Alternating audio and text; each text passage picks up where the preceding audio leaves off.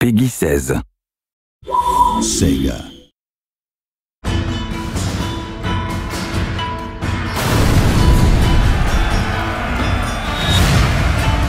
Set during the 19th century, The Fall of the Samurai offers a largely different gaming experience to the original Total War Shogun 2. It's full of explosives, pyrotechnics, it's got lots of fun new units like torpedo ships and Gatling guns. Ships explode left and right, get armor-penetrating shells. We have this huge clash between the modern and the traditional. Effectively, this is a war for the soul of Japan in the modern world. Torpedoes in the water, sir! In The Fall of the Samurai, the campaign map has been extended both further north to Hokkaido and to new island provinces in the south.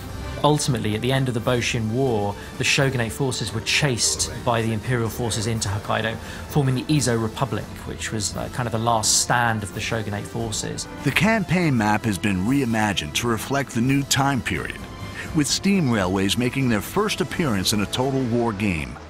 Developing a rail network allows swift movement of troops and agents. You know, if you've got a Gatling gun factory, say, in one province at the end of the railway line, you know, within a turn you can get him right where he's needed at the front line.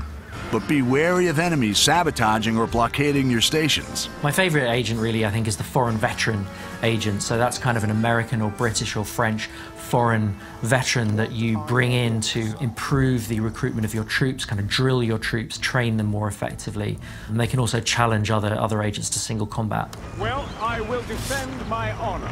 The American, British, and French nations play an important part in the struggle for victory. Japan was rich in natural resources and obviously trade opportunity. The Americans were very keen on tapping this potential. You know, a bunch of Americans turn up and say, you will trade with us, and back it up with some gunboats. The construction of trading districts for Western powers will give you access to devastating units and advanced technology. The Industrial Revolution and the Enlightenment that took many, many decades in the West gets condensed into 2 or 3 or 4 short decades in Japan. You know, in about 30 years, it's one of the most advanced industrial nations in the world.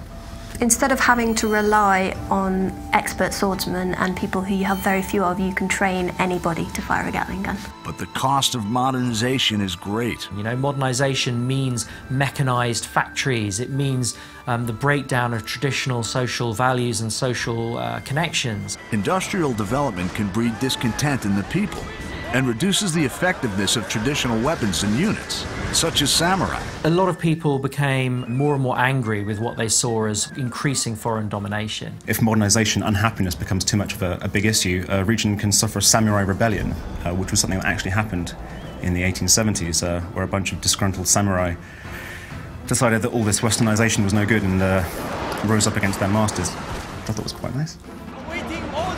The dynamic clash between the old traditions and the new industrial world is at the heart of the Fall of the Samurai. Like all Total War games, there's no wrong path to victory. Make your own choices, build your legacy, triumph, and dominate Japan.